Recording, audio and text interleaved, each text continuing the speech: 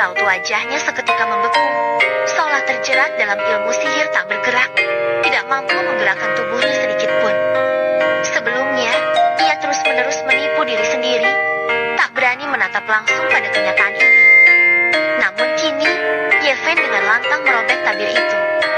Seketika, Kin Mayer tak lagi mampu menghindar dari menghadapi hati nuraninya yang sebenar.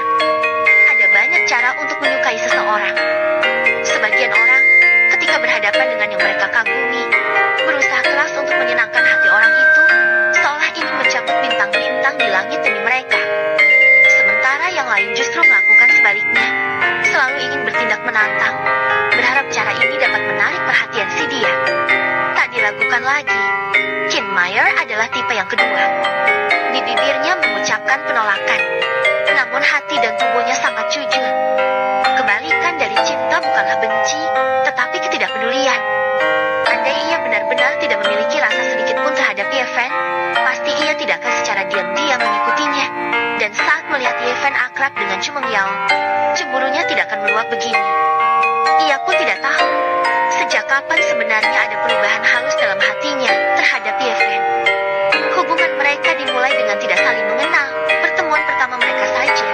Celana kulitnya robek akibat perkelahian dengan Yeven, hingga kancing jaket kulitnya pun terhempas, sangat memalukan.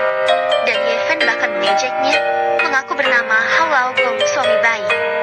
Namun seiring waktu berlalu, Kin Mayer tidak bisa mengelak dari ketertarikan yang tumbuh terhadapnya. Kadang-kadang, wajah Yeven tiba-tiba muncul dalam pikiran Kin Mayer, menawarkan kehangatan yang tak dapat ia abaikan. Hati yang terpendam selama lebih dari 10 tahun itu, baru pertama kali merasakan getaran kasih yang memuncak. Namun kini, di hadapan pertanyaan Yeven yang begitu lugas, terhalang oleh rasa malu dan sifat angkuhnya sebagai gadis, Kin Mayer pun enggan mengakui perasaannya. Sebagian besar karena ketakutan akan penolakan.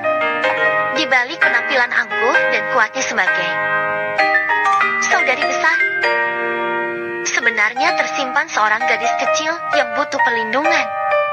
Sejak kecil, ia telah ditinggalkan oleh orang tuanya. Walaupun beruntung diambil dan diasuh oleh Sontai Eni, peristiwa itu pasti memberikan dampak signifikan bagi pertumbuhannya. Karena takut terluka, ia tidak berani membuka hati kepada siapapun dengan mudah. Tiba-tiba, Kin Mayer menarik napas dalam-dalam, memandang Yeven yang berada di dekatnya, ragu-ragu mengatakan, "Kau, mengapa berpikir begitu? Jangan-jangan, kau menyukaiku dan sengaja bertanya seperti itu?"